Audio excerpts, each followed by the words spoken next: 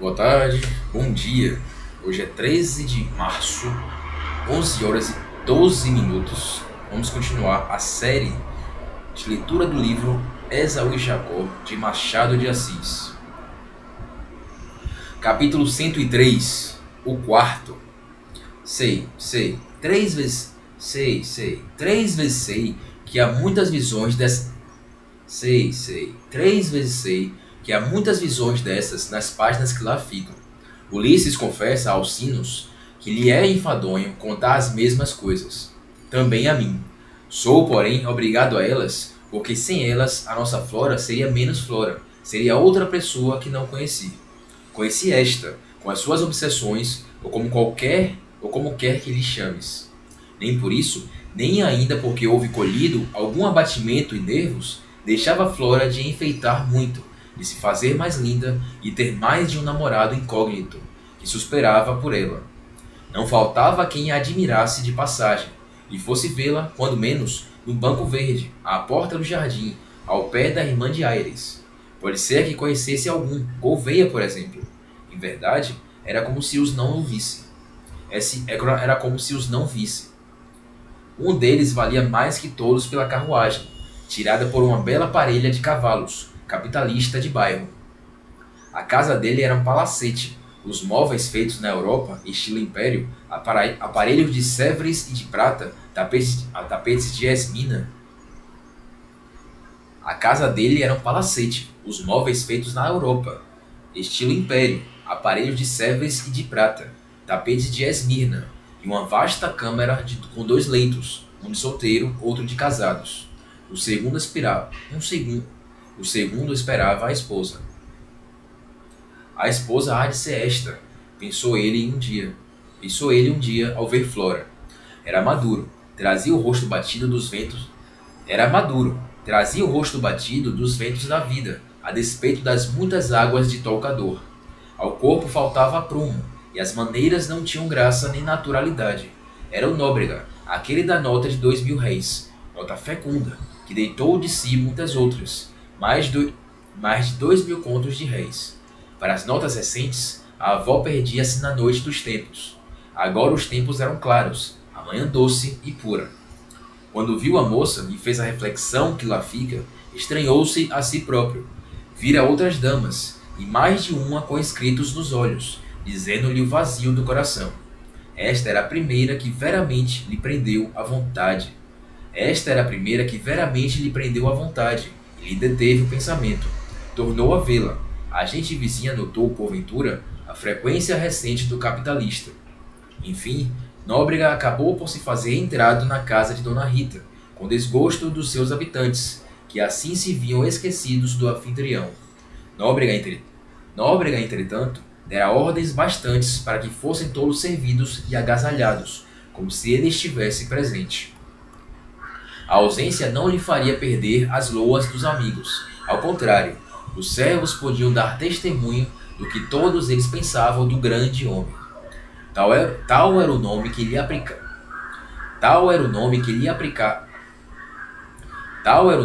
aplicara o secretário particular, e pegou. Tal era o nome que lhe aplicara o secretário particular, e pegou. Nóbrega sabia pouca ortografia, nenhuma sintaxe. Lições úteis, de ser. Nóbrega sabia pouca ortografia, nenhuma sintaxe. Lições úteis, de certo, mas que não valiam a moral, e a moral, diziam todos, acompanhando o secretário, era o seu principal e maior mérito. O fiel escriba acrescentava que, sendo preciso despir a camisa e dá-la a um mendigo, Nóbrega o faria, ainda que a camisa fosse bordada. Agora mesmo, este amor era, ao cabo, um movimento de caridade. Em pouco tempo, aquele gosto de relance passou a grande paixão, tão grande que ele não a pôde conter e resolveu confessá-la. Hesitou se o faria a própria moça ou a dona da casa. Não tinha ânimo para uma nem outra. Uma carta supria tudo, mas a carta pedia língua, calor e respeito. Se ao menos o gesto de Flora lhe dissesse alguma coisa, ainda que pouca, vá. Se ao menos o gesto de Flora lhe dissesse alguma coisa, ainda que pouca, vá. A carta seria então uma resposta, mas não lhe dizia nada ao gesto da moça. Era só cortês e gracioso. Não ia além destas duas expressões. Dona Rita percebeu a inclinação de Nóbrega e achou que era a melhor solução da vida para a hóspede. Todas as incertezas, angústias e melancolias vinham acabar nos braços de um ricaço, estimado, respeitado, dentro de um palacete com uma carruagem às ordens. Ela mesma punha em relevo este prêmio grande da loteria de Espanha. Enfim, o secretário de Nóbrega redigiu com a melhor linguagem que possuía uma carta em que o capitalista pedia a Dona Rita. O secretário de Nóbrega redigiu com a melhor linguagem que possuía uma carta em que o capitalista pedia a Dona Rita o favor de consultar a moça amada. Não escreva palavrinhas doces, recomendou ele ao secretário. Gosto dessa moça com um sentimento de proteção,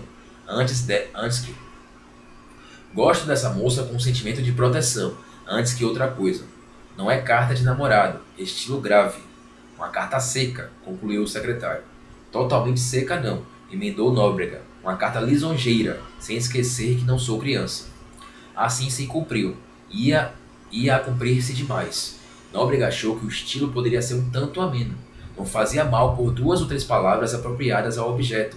Beleza, coração, sentimento. Assim se cumpriu finalmente, e a carta foi levada ao seu destino. Dona Rita ficou contentíssima. Justamente o que ela queria.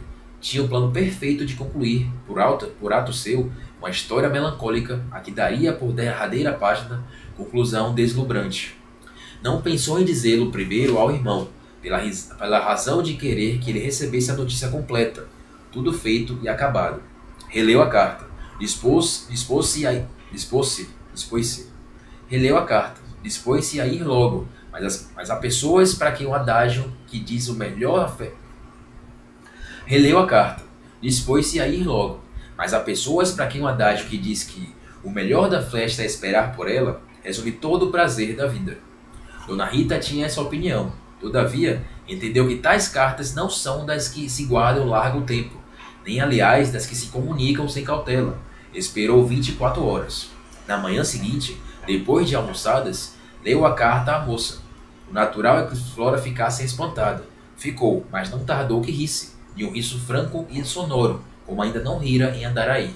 Dona Rita ficou espantadíssima. Supunha que, não a pessoa, mas as vantagens e circunstâncias pleiteassem a favor do candidato. Esquecia os seus cabelos entregues à sepultura do marido. Deu conselhos à moça, pôs em relevo a posição do pretendente, o presente e o futuro, a situação esplêndida que lhe havia este casamento, e por fim as qualidades morais de Nóbrega.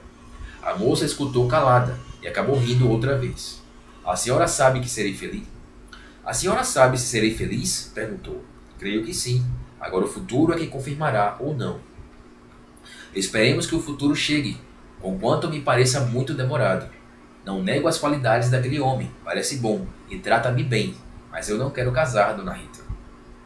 Realmente é a idade, mas nem ao menos quer pensar alguns dias, está pensado. Dona Rita ainda esperou um dia. A resposta negativa, dado que Flora viesse a mudar de opinião, podia ser uma desgraça para esta. Uso os próprios termos dela, consigo, de grande desgraça, posição esplêndida, sentimento profundo. Dona Rita ia aos extremos, diante daquele rico homem dos últimos anos do século. E com esse longo capítulo, eu vou terminar esse episódio da leitura do livro Esaú e Jacó. Até o próximo.